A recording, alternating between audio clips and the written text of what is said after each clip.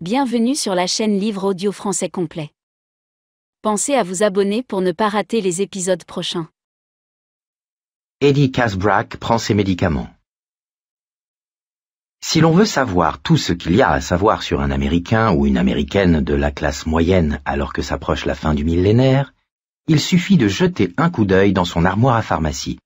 C'est du moins ce que certains prétendent.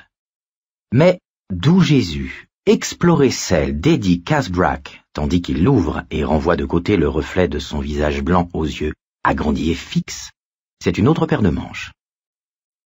Sur l'étagère du haut, on trouve de l'anacine, de l'excédrine PM, du Contac, du Gélusil, du Tylenol et une grosse bouteille bleue pleine de Vicks qui ressemble à un crépuscule mélancolique mis sous verre. On trouve aussi une fiole de Vivarine, une autre de Sérutan. Nature écrit à l'envers, avait remarqué Lawrence Welk alors qu'Eddie n'était encore qu'un adolescent. Et 2 de lait de magnésie Philips, l'ordinaire, qui a un goût de craie liquide, et le nouveau, parfumé à la menthe, qui a un goût de craie liquide, parfumé à la menthe. Sans oublier un flacon de Rolaids, familièrement appuyé à une grosse bouteille de Tums, qui voisine elle-même avec des tablettes de Digel. Deuxième étagère. Visez un peu les vitamines, les E, les C effervescentes, les B simples, les B complexes et les B12. Et puis il y a la L-lysine, qui est censée mettre un terme à vos problèmes de peau, et la lécithine, censée en mettre un à celui tout aussi gênant de l'accumulation de cholestérol autour de la grande pompe. Sans oublier le fer, le calcium et l'huile de foie de morue, ni, bien entendu, les pilules à effet multiples à prendre quotidiennement. Et pour faire bonne mesure, trônant en haut de l'armoire à pharmacie, une bouteille imposante de Géritol. Jetons un coup d'œil à la 3e étagère, où sont disposées les troupes d'assaut de la médecine moderne. Ex-Lax, les petites pilules Carter. Ces deux-là permettent à Eddie de faire passer le courrier.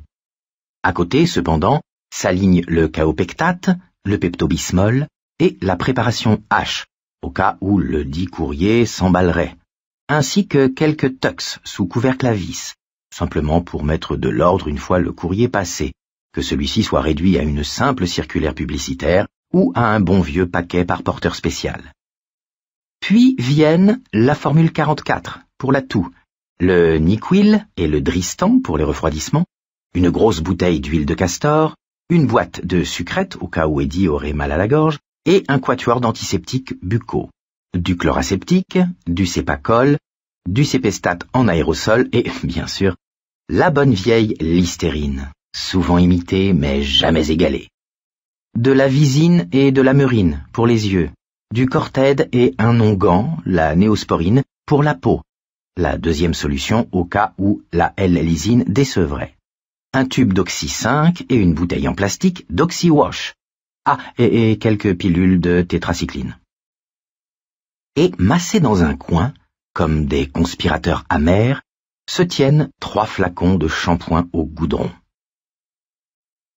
Quant à la dernière étagère, elle est presque déserte, sinon que l'on passe maintenant au rayon des affaires vraiment sérieuses. De quoi planer très haut ou s'écraser violemment.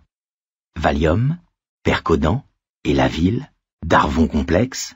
On découvre aussi une autre boîte de sucrètes sur cette étagère, mais ce ne sont pas des pastilles pour la gorge qui s'y trouvent. 6 Quaaludes les ont remplacées. Eddie Kaspbrak croyait fermement à la devise scout.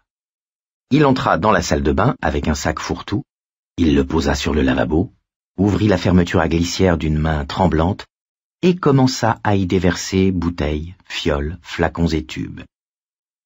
En d'autres circonstances, il les aurait pris délicatement, un par un. Mais l'heure n'était plus à ses précautions. Comme Eddie le prévoyait, le choix était simple, aussi simple que brutal.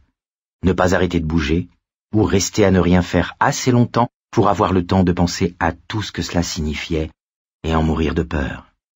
« Eddie » appela Myra au bas de l'escalier. « Qu'est-ce que tu fabriques » Eddie laissa tomber l'innocente boîte aux Quaaludes dans le sac. L'armoire à pharmacie était maintenant entièrement vide, à l'exception du Midol de Myra et d'un petit tube de Blistex presque vide. Il commença à remonter la glissière, hésita, puis ajouta le middle. Elle pourrait toujours en acheter d'autres. « Eddie !» Depuis le milieu de l'escalier maintenant. Eddie finit de remonter la glissière et quitta la salle de bain en balançant le sac.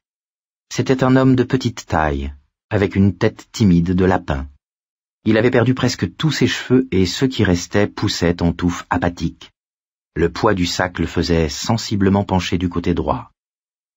Une femme aux proportions tout à fait considérables grimpait laborieusement jusqu'au premier et on entendait les craquements de protestation des marches. « Mais enfin, qu'est-ce que tu fabriques ?» Eddie n'avait pas besoin d'un psy pour comprendre qu'en un certain sens, il avait épousé sa mère. Myra Casbrack était énorme. Elle était simplement grosse lorsqu'elle avait épousé Eddie 5 ans auparavant, mais il avait parfois l'impression d'avoir inconsciemment soupçonné son potentiel d'obésité. Et Dieu sait que sa mère était quelque chose dans le genre. En atteignant le palier du premier, Myra paraissait plus monstrueuse que jamais. Elle portait une chemise de nuit gonflée d'une houle de grand large à la hauteur des seins et des hanches. Démaquillée, son visage brillait, très blanc. Elle avait l'air terriblement effrayée. « Je dois partir pour quelque temps, » répondit Eddie. « Qu'est-ce que ça veut dire, ça, partir pour quelque temps? Et ce coup de fil, qu'est-ce que c'était? »« Rien. » Il fonça brusquement dans le couloir, en direction de la penderie. Il posa le fourre-tout, ouvrit les portes coulissantes et repoussa dans un coin la demi-douzaine de costumes noirs accrochés là et qui dénotaient sur les autres vêtements plus colorés avec lesquels il voisinait. Il portait toujours l'un de ces costumes noirs quand il travaillait. Il se pencha dans l'odeur de la laine et de la naphtaline et tira l'une des valises rangées au fond. Il l'ouvrit et commença à la remplir de vêtements. L'ombre de Myra s'interposa. « Qu'est-ce que c'est que cette histoire, Eddie? Où vas-tu? Dis-le-moi !»« Je ne peux pas. » Elle se tenait là, le regardant, s'efforçant de déterminer ce qu'elle allait dire ou faire. L'idée de simplement le repousser dans le placard et de s'y adosser jusqu'à ce que sa crise de folie soit passée lui traversa l'esprit, mais elle fut incapable de s'y résoudre. La solution n'avait pourtant rien d'irréalisable. Elle avait 8 centimètres et 40 kilos de plus que lui. En réalité, elle ne savait que dire ou que faire, car ce comportement ne lui ressemblait pas du tout. Elle n'aurait pas été davantage désorientée et effrayée si elle avait trouvé leur nouveau poste de télévision flottant dans les airs en entrant dans le salon. « Tu ne peux pas partir, » finit-elle par remarquer. « Tu m'as promis un autographe d'Al Pacino. » C'était ridicule comme argument, mais au stade où elle en était, mieux valait une absurdité que rien. « Tu l'auras tout de même, » répondit Eddie. « C'est toi qui le conduiras. » Oh, une raison de plus de mourir de peur s'ajoutait à toutes celles qui tourbillonnaient déjà dans sa pauvre tête. Elle poussa un petit cri. « Je ne peux pas, je n'arriverai jamais. Il le faudra bien. » Il examinait ses chaussures. « Il n'y a personne d'autre. Je n'ai plus un seul uniforme à ma taille. Ils me compriment tous la poitrine. »« Demande à Dolores de t'en préparer un, » répliqua-t-il, implacable. Il rejeta 2 paires de chaussures noires, trouva un carton vide et y plaça une 3e paire. De bonnes chaussures noires, pouvant tenir un bon bout de temps, à peine un peu trop fatiguées pour être portées au travail. Quand on pilotait de riches citoyens dans New York pour gagner son pain, des citoyens souvent riches et célèbres, il fallait que tout soit impeccable. Mais là où il se rendait, il se disait qu'elle suffirait largement. Quoi que ce soit qu'il y ait à y faire. Peut-être que Richie Tozier, lui... Mais les ténèbres menacèrent, et il sentit sa gorge se nouer. Pris d'un véritable sentiment de panique, Eddie se rendit compte qu'il avait déménagé toute l'armoire à pharmacie, à l'exception de la chose la plus importante, son inhalateur, qui se trouvait au rez-de-chaussée sur le meuble hi-fi. Il rabattit brutalement le couvercle de la valise et la ferma. Il leva les yeux sur Myra qui se tenait debout dans le couloir, les mains pressées autour de la colonne de graisse qu'était son cou, comme si c'était elle qui souffrait d'asthme. Elle le regardait fixement, une expression d'incompréhension et de terreur sur le visage, et il se serait volontiers senti désolé pour elle si son propre cœur n'avait pas déjà débordé de terreur. « Qu'est-ce qui s'est passé, Eddie? Qui c'était au téléphone? Tu as des ennuis, n'est-ce pas? Dis, tu as des ennuis? Mais quel genre d'ennuis ?» Il se dirigea vers elle, le fourre-tout d'une main, la valise de l'autre, à peu près droit maintenant que les bagages s'équilibraient. Elle se déplaça de manière à lui barrer l'accès à l'escalier, et il crut tout d'abord qu'elle n'allait pas le laisser passer. Puis, comme son visage était sur le point de s'enfoncer dans le barrage en édredon de sa poitrine, elle s'écarta, craintivement. Il passa sans s'arrêter, et elle éclata en sanglots pitoyables. « Je ne suis pas capable de conduire Al Pacino !» brailla-t-elle. « Je vais rentrer dans un poteau, il va m'arriver quelque chose, j'en suis sûre, Eddie, j'ai peur !» Il jeta un coup d'œil à la pendule de la tablette, à côté de l'escalier. 9h20. L'employé à la voix machinale de Delta lui avait dit qu'il avait déjà manqué le dernier vol pour le Maine, celui qui quittait la Guardia à 8h25. Il avait alors appelé l'Amtrak et appris qu'un train partait pour Boston à 11h30 de Penn Station. Il descendrait à South Station où il prendrait un taxi jusqu'au garage de Cape Cod Limousine sur Arlington Street. Depuis de nombreuses années, cette société travaillait en liaison avec Royal Crest, celle d'Eddie, sur une base d'arrangement réciproque. Un simple coup de fil à Butch Carrington, à Boston, avait réglé la question de son déplacement vers le nord. Une Cadillac, avec le plein, l'attendrait, lui avait promis Butch. Au moins arriverait-il avec classe et sans un emmerdeur de client assis à l'arrière, empuantissant l'air de quelques gros cigares et lui demandant où il pourrait se lever une poulette ou se procurer une ligne de coke, quand ce n'était pas les deux. Une arrivée stylée, très bien, pensa-t-il. La seule manière d'en faire une encore plus classe serait le corbillard. Mais ne t'en fais pas, Eddie. C'est sans doute comme ça que tu reviendras. Du moins si tu es encore assez entier pour que ça vaille la peine. Eddie! 9h20. Largement le temps de lui parler, largement le temps d'être gentil. Ah, si seulement c'était tombé sur sa soirée de bridge. S'il avait pu s'esquiver en douce, laissant un mot sous les plots magnétiques du frigo. La porte du réfrigérateur était l'endroit où il laissait tous les messages destinés à Myra, parce que là, elle ne les ratait jamais. S'échapper ainsi, comme un fugitif, n'aurait rien eu de glorieux, mais c'était encore pire comme ça, aussi dur que lorsqu'il avait dû quitter la maison. Il s'y était pris à 3 reprises. Chez soi, c'est l'endroit où se trouve son cœur, pensa-t-il. Je le crois. Le vieux Bobby Frost dit que chez soi, c'est l'endroit où l'on ne peut pas ne pas vous accueillir. C'est aussi malheureusement l'endroit où, une fois que vous y êtes, on ne veut plus vous laisser repartir. Il se tenait en haut de l'escalier, son mouvement vers l'avant temporairement arrêté, plein d'angoisse, la respiration sifflante dans sa gorge réduite à un trou d'épingle, et regardait sa femme en larmes. « Viens avec moi en bas et je te dirai ce que je peux, » fit-il. Eddie alla poser les 2 bagages près de la porte de l'entrée. Il se souvint alors de quelque chose, ou plutôt, le fantôme de sa mère, morte depuis bien des années, mais qui lui parlait fréquemment dans sa tête, se souvint pour lui. « Tu sais que quand tu as les pieds mouillés, tu attrapes toujours froid, Eddie. Tu n'es pas comme les autres. Tu as un organisme très fragile. Il faut que tu fasses attention. C'est pourquoi tu dois toujours porter tes caoutchoucs quand il pleut. » Il pleuvait beaucoup à Derry. Eddie ouvrit le placard de l'entrée, prit ses caoutchoucs soigneusement rangés dans une poche en plastique et les glissa dans sa valise. « Ça, c'est un bon garçon. » Ils étaient tous les deux en train de regarder la télé quand les emmerdements avaient commencé. Eddie retourna dans la pièce de télé et pressa le bouton qui faisait descendre l'écran de Mural Vision. Un écran tellement vaste que Freeman McNeil, les dimanches après-midi, avait l'air de sortir tout droit des voyages de Gulliver. Par téléphone, il appela un taxi. Le standardiste lui dit qu'il fallait compter 15 minutes. Eddie répondit que c'était parfait. Il raccrocha et prit son inhalateur posé sur le meuble de leur coûteuse chaîne hi-fi Sony à lecteur de compact. J'ai dépensé 1500 billets pour un système haut de gamme afin que Myra ne puisse manquer une seule note des roucoulades de Barry Manilow, pensa-t-il avec un soudain accès de culpabilité qui le fit rougir.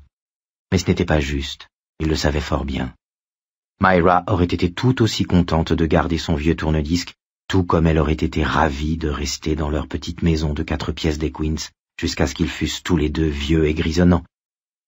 À la vérité, il y avait déjà un peu de neige sur la tête d'Eddie Castbrack. Il avait acheté la luxueuse chaîne pour la même raison que celle qui l'avait poussé à acheter la grande maison en pierre de taille de Long Island, où ils tournaient souvent tous les deux en rond, comme 2 petits pois dans une boîte. parce qu'il en avait les moyens, et parce que c'était la seule façon qu'il connaissait d'apaiser la voix de sa mère. Douce, effrayée, souvent confuse, toujours implacable. C'était une manière de lui dire « J'y suis arrivé, maman. Regarde tout ça, j'y suis arrivé. Et maintenant, pour l'amour du ciel, vas-tu enfin la fermer ?» Eddie enfonça l'inhalateur dans sa bouche et, comme quelqu'un qui simulerait un suicide, y appuya sur la détente. Un nuage ignoblement parfumé à la réglisse déploya ses volutes jusqu'au fond de sa gorge, et Eddie inspira profondément. Il sentait s'ouvrir à nouveau tous les conduits par où l'air passait. L'étau qui écrasait sa poitrine se desserra, et il entendit soudain dans sa tête des voix de spectre. « N'avez-vous pas eu mon message ?»« Je l'ai eu, Mrs. Casbrack, mais... Eh bien, au cas où vous ne sauriez pas lire, permettez-moi de vous rappeler ce qu'il contenait. Êtes-vous prêt ?»« Mais, Mrs. Casbrack... »« Bien. Vous avez ouvert bien grand vos oreilles ? Bon, mon petit Eddie ne doit pas faire d'éducation physique. Je le répète, il ne doit pas faire d'éducation physique. Eddie est très délicat, et s'il court, ou s'il saute... »« Mrs. Casbrack, j'ai dans mon bureau les derniers résultats des examens d'Eddie, c'est obligatoire. Eddie est un peu petit pour son âge, mais absolument normal en dehors de cela. J'ai simplement appelé votre médecin de famille pour qu'il me confirme que... Êtes-vous en train de me traiter de menteuse, monsieur le professeur d'éducation physique? Il est ici. Regardez-le. N'entendez-vous pas la manière dont il respire? N'entendez-vous pas? Maman, s'il te plaît, je vais très bien. Eddie ne fait pas l'idiot. Tu es mieux élevé que cela. N'interromps pas un adulte quand il parle. Je l'entends très bien, Mrs. Casbrack, mais... Vous l'entendez? Bon, je vous ai cru sourd un instant. Il fait autant de bruit qu'un camion qui monte une côte en première, non? Et si ça ce n'est pas de l'asthme? Maman, je veux... Tais-toi, Eddie! Ne me coupe pas encore la parole. Si ce n'est pas de l'asthme, alors je suis la reine Élisabeth. Eddie a souvent l'air de beaucoup s'amuser au cours d'éducation physique, Mrs. Casbrack. Il adore participer à des jeux, et il court très vite. Au cours de notre conversation avec le Dr. Baines, le mot psychosomatique est apparu. Je me demandais si vous n'aviez pas envisagé la possibilité que mon fils soit cinglé? Est-ce ce que vous essayez de me dire? Vous êtes en train de me dire que mon fils est cinglé? Non, mais il est délicat. Mrs. Casbrack, il est très délicat. Mrs. Casbrack, le Dr. Baines m'a confirmé qu'il n'avait rien. Rien sur le plan physique, finit Eddie. Le souvenir de cet épisode humiliant, sa mère poursuivant le professeur d'éducation physique de ses vociférations dans le gymnase de l'école élémentaire de Derry tandis qu'il haletait et se faisait tout petit à ses côtés, et que les autres enfants les observaient rassemblés autour de l'un des paniers du terrain de basket, lui revenait pour la première fois depuis des années. Ce n'était pas le seul que le coup de fil de Mike Hanlon allait faire surgir, il ne l'ignorait pas. Il en sentait toute une ribambelle d'autres, grouillant et se bousculant, comme les clients d'un magasin coincés dans le goulot de l'entrée, un jour de solde monstre. Mais bientôt le goulot serait franchi, et il serait en liberté. Il le savait bien. Et qu'allait-il trouver à acheter? Sa santé mentale? Ça se pouvait bien. À moitié prix. Endommagé par l'eau et la fumée. Tout doit partir.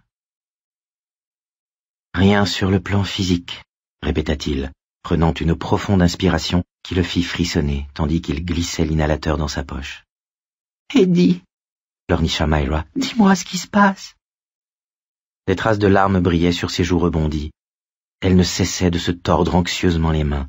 On aurait dit deux petits animaux roses et glabres en train de jouer.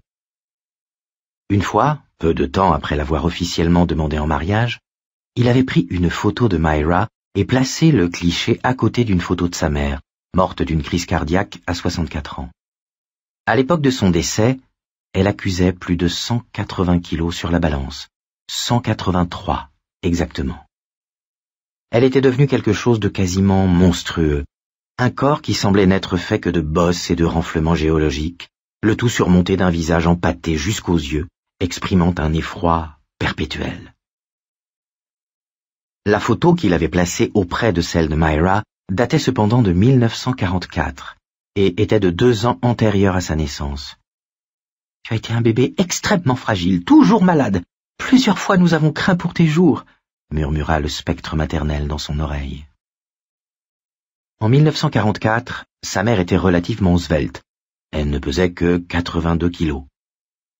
Il avait procédé à cette comparaison, pensait-il, dans un ultime effort pour s'interdire de commettre un inceste psychologique. Il avait regardé sa mère, puis Myra, puis de nouveau sa mère. Elles auraient pu être sœurs tant elles se ressemblaient. Et il s'était dit, en voyant les deux images presque identiques, que jamais il ne ferait une chose aussi insensée. Il savait que les gars au boulot lançaient déjà des plaisanteries sur Jack l'anchois et sa morue, et encore, il ne connaissait que la moitié de l'histoire. Les plaisanteries et les allusions hypocrites, il pouvait les supporter. Mais tenait-il tant que cela à être le clown de ce cirque freudien? Non, certainement pas. Il allait rompre avec Myra. Il le ferait en douceur parce qu'elle était vraiment très gentille et qu'elle avait encore moins d'expérience des hommes qu'il en avait des femmes. Alors, quand elle aurait disparu à l'horizon de son existence, il pourrait enfin prendre ses leçons de tennis dont il rêvait depuis si longtemps. Eddie a souvent l'air de s'amuser beaucoup au cours d'éducation physique. Sans parler du club de billard dont il pouvait être membre, à l'hôtel Plaza UN. Eddie adore participer à des jeux. Ni du club de santé qui s'était ouvert sur la 3e avenue, juste en face de son garage. Eddie court très vite. Il court très vite quand vous n'êtes pas là, quand il n'y a personne dans les parages pour lui rappeler à quel point il est fragile. Et je lis sur son visage, Mrs. Casbrack, qu'il sait déjà, même à 9 ans, que le plus beau cadeau qu'il pourrait se faire serait de courir vite dans n'importe quelle direction. Mais vous n'allez pas le laisser faire, Mrs. Casbrack. Laissez-le donc courir. Mais il s'était tout de même résigné à épouser Myra. Les vieilles habitudes et les anciennes routines avaient fini par avoir le dessus. Chez soi, c'était l'endroit où, quand on devait y aller, on se faisait enchaîner. Oh, il aurait pu venir à bout du fantôme de sa mère. Une dure épreuve, certes, mais il aurait pu en sortir vainqueur si elle s'était posée en ces termes simples. C'était Myra elle-même qui avait fait pencher la balance du mauvais côté, celui de la dépendance. Myra l'avait accablé de tant de sollicitude, de soins, de douceur. Comme sa mère, Myra avait trouvé l'ultime point faible de sa personnalité. Eddie était d'autant plus délicat qu'il soupçonnait parfois de ne pas l'être du tout. Eddie avait besoin d'être protégé de ses propres impulsions, de ses propres audaces. Les jours de pluie, Myra sortait ses caoutchoucs de leur plastique et les posait près du porte-manteau à l'entrée. À côté de ses tartines grillées, au froment, sans beurre, se trouvait tous les matins une assiette contenant ce qui aurait pu apparaître à première vue comme des céréales multicolores pour enfants, et qui était en fait un inventaire complet de vitamines, lequel se retrouvait maintenant dans son fourre-tout. Comme sa mère, Myra comprenait, et ça ne lui laissait aucune chance. Célibataire, il avait quitté sa mère à 3 reprises, et à 3 reprises était revenu à la maison. Puis, 4 ans après que sa mère se fût effondrée raide morte dans l'entrée de leur appartement des Queens, bloquant si parfaitement la porte palière de la masse de son corps que les types du SAMU, appelés par les voisins d'en dessous, qu'avaient alerté la monstrueuse et fatale dégringolade de Mrs. Casbrack mère, avaient dû fracturer la porte de la cuisine donnant sur l'escalier de service. Il était retourné à la maison pour une 4e et dernière fois. C'était du moins ce qu'il avait cru. À la maison avec Myra la truie. Car Myra était une truie, mais une truie toute douce. Il l'aimait, et jamais il n'a vu la moindre chance d'y échapper. Elle l'avait attiré à elle de son œil hypnotique reptilien, celui de la compréhension. De nouveau à la maison, pour l'éternité, avait-il alors pensé. Mais peut-être étais-je dans l'erreur. Peut-être n'était-ce jamais la maison. Chez moi, qui sait si ce n'est pas là où je dois me rendre cette nuit. La maison, c'est l'endroit où, quand on y arrive, on se trouve confronté à la chose dans le noir. Il ne put retenir un frisson, comme s'il était sorti sans mettre ses caoutchoucs et avait attrapé un rhume carabiné. « Eddie, je t'en supplie !» Elle s'était remise à pleurer. Les larmes étaient son ultime système de défense, tout comme pour sa mère. Larmes molles qui paralysent, qui transforment la tendresse et la gentillesse en défaut fatal de la cuirasse. Non qu'il eût jamais eu grand-chose en matière d'armure, les cuirasses ne lui allaient pas très bien. Les larmes avaient été plus qu'un système de défense pour sa mère. Elle s'en était servie de manière offensive. Myra les avait rarement utilisées avec autant de cynisme, mais avec ou sans cynisme, il se rendit compte qu'elle s'efforçait de les employer en ce moment, et qu'elle y réussissait. Impossible de la laisser faire. C'était trop facile de se mettre à imaginer sa solitude, assis dans ce train fonçant vers le nord, vers Boston, dans les ténèbres, sa valise dans le filet à bagages, son fourre-tout bourré de soi-disant remèdes à ses pieds, la peur lui écrasant la poitrine. Trop facile de laisser Myra le conduire au premier et lui faire l'amour à grand renfort d'aspirine et de friction à l'alcool. Puis elle le mettrait au lit, où il ferait ou non l'amour d'une manière plus franche. Mais il avait promis. Promis. « Écoute-moi, Myra, » dit-il, prenant intentionnellement un ton sec et froid. Elle leva vers lui ses yeux humides, à l'expression désemparée et terrifiée. Il crut qu'il allait lui expliquer, du mieux qu'il pourrait, comment Mike Hanlon l'avait appelé pour lui dire que tout avait recommencé, et que tous les autres, pensait-il, allaient venir. Mais il lui tint un discours beaucoup plus rationnel. « Avant toute chose, va au bureau dès demain matin. Vois Phil, dis-lui que je viens de prendre l'avion et que c'est toi qui conduiras Al Pacino. »« Je ne pourrai jamais, Eddie, » gémit-elle. « C'est une grande vedette. Si je me perds, il va me crier après. Je sais qu'il le fera, il criera. Ils crient tous quand un chauffeur se perd et je pleurerai. Je pourrais avoir un accident, je vais sûrement avoir un accident. Eddie, il faut que tu restes à la maison. »« Arrête ça pour l'amour du ciel !» Son ton la blessa, et elle eut un mouvement de recul. Eddie s'agrippait à son inhalateur, bien décidée à ne pas s'en servir. Elle y verrait un signe de faiblesse, quelque chose qu'elle pourrait retourner contre lui. « Mon Dieu, si vous existez, soyez témoin que je ne veux faire aucun mal à Myra. Je ne veux pas la frapper, je ne veux pas lui faire ne serait-ce qu'un bleu. Mais j'ai promis. Nous avons tous promis. Nous avons scellé notre serment dans le sang. Je t'en supplie, mon Dieu, aide-moi, car je dois le respecter. »« Je te déteste quand tu cries après moi, Eddie, » souffla-t-elle dans un murmure. « Et moi, je déteste te crier après, Myra, » répondit-il, ce qui la fit grimacer. « Et voilà, tu lui fais encore mal, Eddie. Pourquoi ne pas lui flanquer une bonne correction une fois pour toutes? Ce serait probablement moins dur et plus rapide. » Soudain, c'était sans doute l'idée de donner une correction qui lui avait fait penser à lui. Il revit la figure de Henry Bowers. C'était la première fois qu'il pensait à Bowers depuis des années, ce qui ne lui rendit pas la paix de l'esprit, au contraire, bien au contraire. Il ferma brièvement les yeux, puis les rouvrit et dit « Tu ne te perdras pas.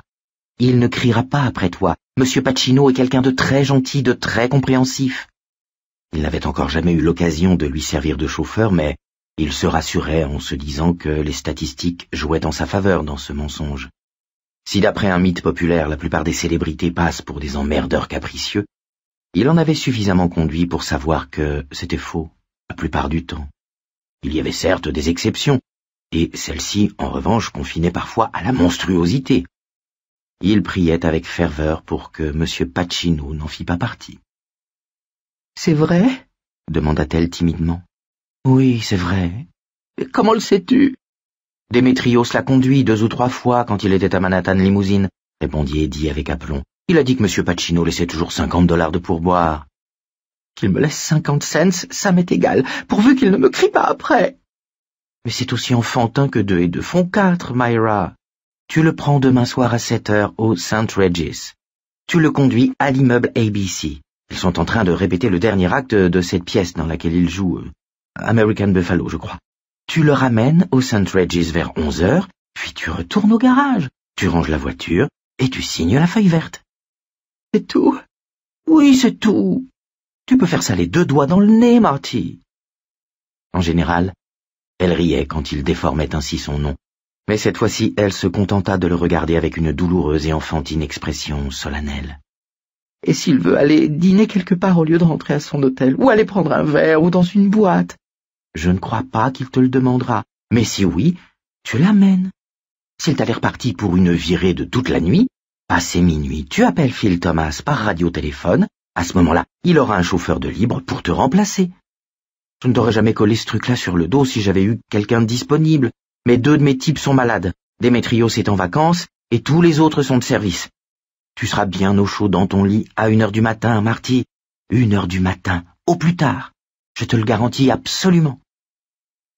Il s'éclaircit la gorge et s'inclina en avant, coude au genou. Instantanément, le spectre maternel se mit à murmurer. « Ne t'assois pas comme ça, Eddie! C'est une mauvaise attitude, et elle est nuisible pour tes poumons. Tu as des poumons très délicats. » Il se redressa, à peine conscient de ce qu'il faisait. « J'espère bien que ce sera la dernière fois que j'aurai à conduire, » dit-elle, géniarde. « Je suis devenue tellement potée depuis 2 ans, et mes uniformes qui me boudinent. » C'est la dernière fois, je te le promets. « Qui t'a appelé, Eddie ?» Avec à propos, un faisceau lumineux vint balayer les murs, et le taxi donna un coup de klaxon après avoir fait demi-tour dans l'allée du garage. Il se sentit soulagé. Ils avaient passé les 15 minutes à parler de Pacino au lieu de Derry, de Mike Hanlon et de Henry Bowers. C'était l'essentiel, pour Myra comme pour lui-même. Il ne voulait pas consacrer une seule minute de son temps à s'occuper de ces choses, à en parler ou à y penser. Eddie se leva. « C'est mon taxi. » Elle se mit debout avec tant de précipitation qu'elle se prit le pied dans sa chemise de nuit et tomba en avant. Eddie la rattrapa, mais pendant quelques instants l'issue fut incertaine, du fait de leurs 40 kilos de différence. Elle se mit de nouveau à larmoyer. « Eddie, tu dois absolument me le dire. »« Je ne peux pas. Je n'ai pas le temps. Tu ne m'as jamais rien caché jusqu'ici, Eddie. »« Je ne te cache toujours rien. »« Pas vraiment.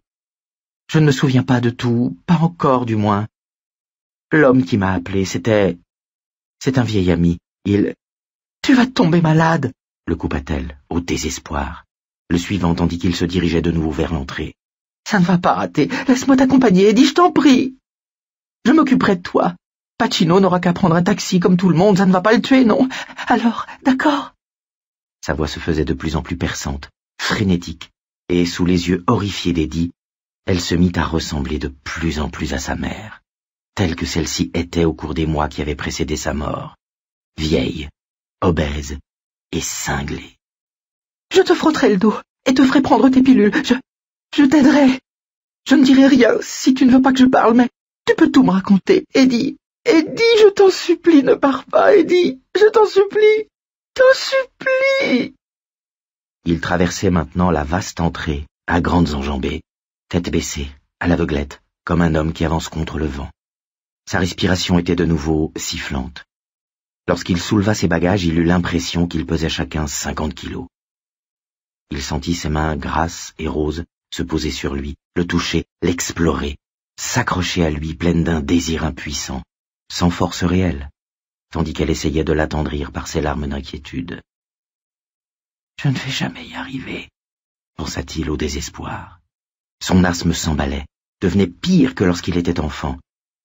Il tendit la main vers la poignée de porte, qui avait l'air de s'éloigner dans les ténèbres de l'espace extérieur.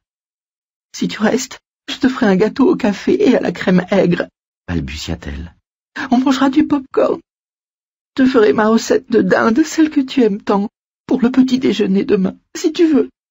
Je vais m'y mettre tout de suite, avec une sauce aux abattis. Eddie, je t'en supplie, j'ai peur. Tu me fais affreusement peur. » Elle le saisit par le col et le tira en arrière, comme un costaud de flic empoignerait un individu louche tentant de filer.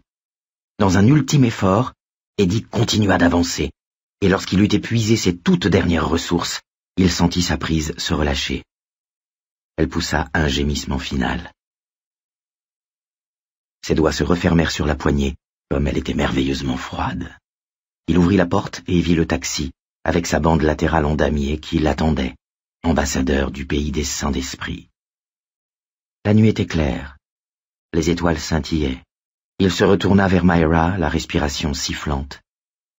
« Il faut que tu comprennes que c'est quelque chose que je n'ai aucune envie de faire, » dit-il. « Si j'avais le choix, le moindre choix, je n'irais pas. Je t'en prie, essaye de comprendre cela, Myra. Je m'en vais, mais je reviendrai. Voilà qui sentait le mensonge. Quand? Dans combien de temps? 1 semaine, peut-être 10 jours, mais sûrement pas davantage. 1 semaine? S'exclama-t-elle, étreignant sa poitrine comme une diva dans un mauvais opéra. 1 semaine? 10 jours? Oh, je t'en supplie, Eddie, je t'en supplie. Arrête ça, Marty, veux-tu? Arrête ça! À son grand étonnement, elle se tut et resta là à le regarder, les yeux rouges et larmoyants. Pas en colère contre lui, simplement terrifiée pour lui et incidemment pour elle. Et peut-être pour la première fois depuis qu'il la connaissait, il sentit qu'il pouvait l'aimer en toute sécurité. Cela faisait-il partie du fait de s'éloigner? Il lui sembla. Non, il en était sûr. Il avait déjà l'impression d'être à l'autre bout d'un télescope. C'était peut-être très bien ainsi. Que voulait-il dire? Qu'il venait finalement de décider que c'était très bien de l'aimer? Même si elle ressemblait à sa mère quand sa mère était plus jeune, et même si elle mangeait des biscuits au lit en regardant des séries télévisées débiles, les miettes allaient toujours de son côté, même si elle n'était pas très intelligente, même si elle comprenait et lui pardonnait ses remèdes dans l'armoire à pharmacie, parce qu'elle planquait les siens dans le frigo? À moins que... Ou alors... D'une manière ou d'une autre, il avait déjà envisagé toutes ces hypothèses, à un moment ou un autre au cours de leur existence, étrangement appareillée, où il était fils, amant et époux. Maintenant, sur le point de quitter la maison pour la dernière fois, c'était une certitude, une nouvelle possibilité lui venait à l'esprit, et une stupéfaction émerveillée l'envahit, comme l'aurait caressé l'aile d'un oiseau géant. Se pouvait-il que Myra ait encore plus peur que lui? Se pouvait-il que sa mère eût eu encore plus peur que lui? Un autre souvenir de Derry jaillit de son subconscient, comme une fusée de mauvais augure. Il y avait autrefois sur l'artère principale du centre-ville, à Derry, un magasin de chaussures, le Shoe Boat. Sa mère l'y avait emmené un jour, il ne devait pas avoir plus de 5 ou 6 ans, estima-t-il, et lui avait dit de s'asseoir et de rester tranquille tandis qu'elle se choisissait une paire de souliers blancs pour un mariage. Il était donc resté, bien sage, pendant un certain temps, tandis que sa mère parlait avec M. Gardiner, l'un des vendeurs. Mais il n'avait que 5 ou 6 ans, et après que sa mère eut refusé la 3e paire que lui faisait essayer M. Gardiner, Eddie, qui commençait à s'ennuyer, était allé à l'autre bout du magasin examiner un objet qui se trouvait là. Il avait tout d'abord pensé qu'il s'agissait simplement d'une caisse posée à l'envers. Une fois plus près, il pencha pour une sorte de bureau, le plus bizarre qu'il eût jamais vu. Il était tellement étroit, il était en bois poli et brillant, avec toutes sortes de lignes gravées dessus et de minuscules sculptures. Il y avait également 3 petites marches, et il n'avait jamais vu de bureau avec des marches. Une fois tout près, il découvrit qu'il y avait une rainure en bas de l'objet, un bouton sur un côté et au-dessus, merveilleux, quelque chose qui avait tout à fait l'air du Space Scope du Captain Vidéo. Eddie avait fait le tour de l'appareil. Sans doute devait-il avoir 6 ans car il avait été capable de lire l'inscription qui s'y trouvait, articulant chaque mot à voix basse. « Vos chaussures vous vont-elles bien? Vérifiez vous-même. » Il retourna de l'autre côté, monta les 3 marches jusqu'à la petite plateforme et plaça un pied dans la rainure de l'appareil. Ses chaussures lui allaient-elles bien? Eddie ne savait pas, mais il mourait d'envie de vérifier lui-même. Il plaça la tête dans la protection de caoutchouc et appuya sur le bouton. Un flot de lumière verte l'assaillit. Il voyait un pied flottant à l'intérieur d'une chaussure remplie de fumée verte. Il agita les orteils, et ces orteils qu'il voyait s'agitèrent instantanément, comme il s'y attendait. Puis, il se rendit compte qu'il ne voyait pas seulement ses orteils, mais également ses os, les os de son pied. Il fit passer le gros orteil par-dessus le suivant, et les os sur l'écran formèrent un X affreux, qui n'était pas blanc, mais d'un vert diabolique. Il voyait. C'est à ce moment-là que sa mère cria. Un cri de panique qui fit voler en éclats l'ambiance paisible du magasin comme une sirène de pompier. Il sursauta et retira vivement son visage effrayé de l'appareil. Il vit alors sa mère qui fonçait sur lui à travers le magasin, sans chaussures, sa robe volant derrière elle. Elle renversa une chaise et l'un de ses appareils à mesurer la pointure alla valser dans un coin. Sa poitrine se soulevait, agitée, sa bouche dessinait un O écarlate d'horreur. Des têtes se tournaient pour la regarder. « Sors de là, Eddie !» hurla-t-elle. « On attrape le cancer avec ces machines !»« Sors de là, Eddie ! Eddie !» Il battit précipitamment en retraite comme si la machine était devenue brusquement brûlante. Mais dans sa panique, il oublia les 3 marches qui étaient derrière lui.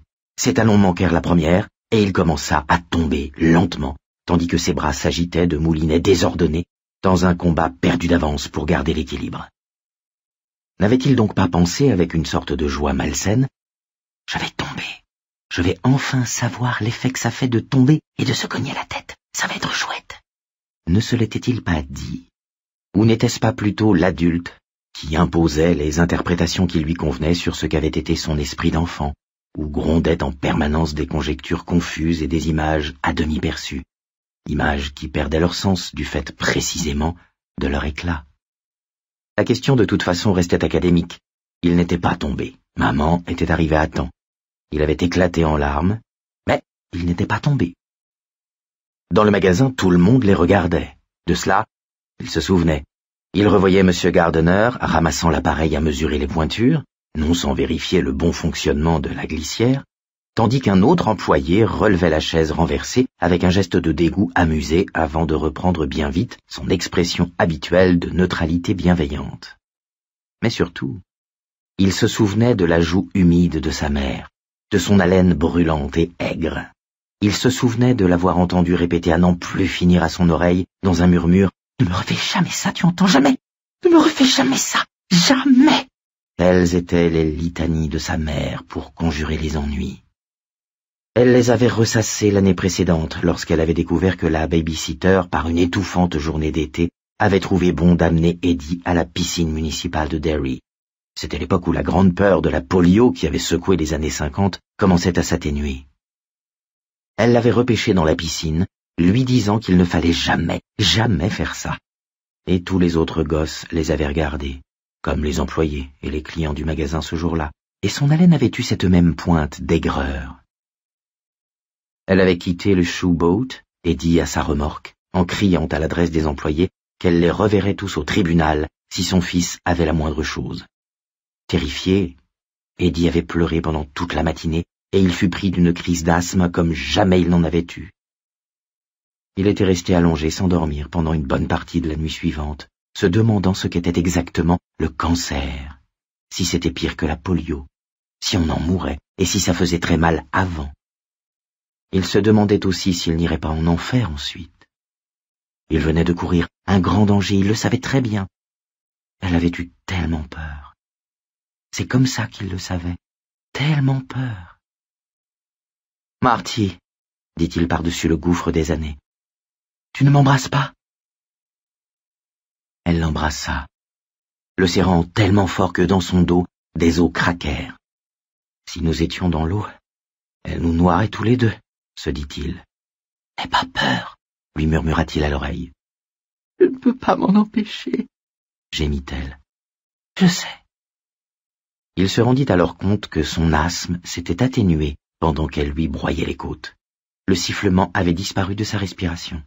« Je sais, Marty. » Le chauffeur de taxi donna un nouveau coup d'avertisseur. « Tu m'appelleras ?» demanda-t-elle, des sanglots dans la voix.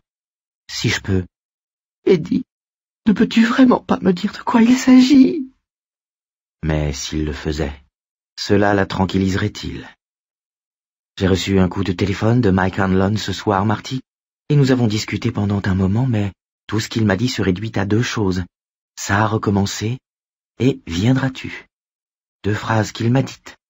Et maintenant, je suis pris de fièvre, Marty, sauf que c'est une fièvre contre laquelle ton aspirine ne peut rien, et j'étouffe.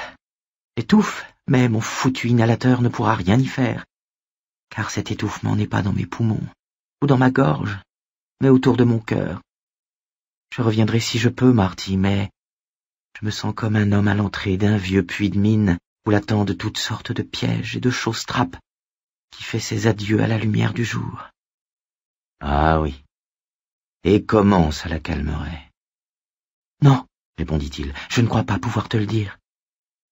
et avant qu'elle ait pu répliquer quelque chose, Eddie descend de ce taxi, on y attrape le cancer, il s'éloigna d'elle à grands pas, de plus en plus vite. Il courait presque en arrivant à la hauteur du véhicule. Elle se tenait toujours dans l'encadrement de la porte quand le taxi s'engagea dans la rue. Toujours là quand il prit la direction de la ville, une grosse silhouette noire de femme se découpant sur le fond de l'entrée éclairée. Il agita une main et eut l'impression qu'elle répondait à son geste. « Et où allons-nous exactement ce soir, mon ami ?» demanda le chauffeur de taxi. « Penn Station » répondit Eddie, dont la main qui agrippait l'inhalateur se détendit. Son asthme s'était replié vers le refuge inconnu où il mijotait, entre deux assauts sur ses bronches. Il se sentait presque bien. Mais il eut plus que jamais besoin de l'inhalateur, 4 heures plus tard, brusquement tiré d'un léger assoupissement par un violent tressaillement qui provoqua un regard de curiosité légèrement inquiet de la part du type en tenue d'homme d'affaires assis en face de lui, un journal à la main. « Me v'là de retour, Eddie !» s'écria joyeusement l'asthme. « Me v'là de retour, et cette fois, hé, je vais peut-être te tuer, pourquoi pas? Faudra bien un jour ou l'autre, non? Je vais pas éternellement lanterner avec toi. » Eddie sentait sa poitrine se tendre et se contracter. Il chercha son inhalateur à tâtons, le trouva, l'enfonça dans sa bouche et appuya sur la détente. Puis, il s'enfonça de nouveau dans le haut siège du compartiment, frissonnant, dans l'attente du soulagement, tout occupé du rêve qui venait de le réveiller. Un rêve? Seigneur, si ce n'était que cela. Il redoutait que ce fût plus un souvenir qu'un rêve. Il y avait une lumière verte, comme dans la machine à rayons X du marchand de chaussures, et un lépreux tout pourrissant y poursuivait un garçonnet hurlant du nom d'Eddie Casbrack dans des tunnels souterrains. Il avait couru. Il court très vite, avait dit le prof de gym à sa mère, et pour courir vite, il courait vite avec cette chose en décomposition à ses trousses. Oh, vous pouvez le croire, un peu mon neveu, dans ce rêve où il avait 11 ans. Puis, il avait été frappé par une odeur, qui était comme la mort du temps. Quelqu'un avait enflammé une allumette, il avait baissé les yeux, et il avait vu le visage en putréfaction d'un garçon du nom de Patrick Hochstetter, un garçon disparu en juillet 1958. Des asticots sortaient de ses joues. Cette épouvantable odeur de gaz provenait de l'intérieur du cadavre, et dans ce rêve, souvenir plutôt que rêve, il avait aperçu sur le côté 2 livres de classe gonflés d'humidité et couverts d'une moisissure verte. Road to Everywhere et Understanding Our America. Ils étaient dans cet état à cause de la nauséabonde humidité qui régnait ici. Comment se sont passées mes vacances? Une rédaction de Patrick Hochstetter.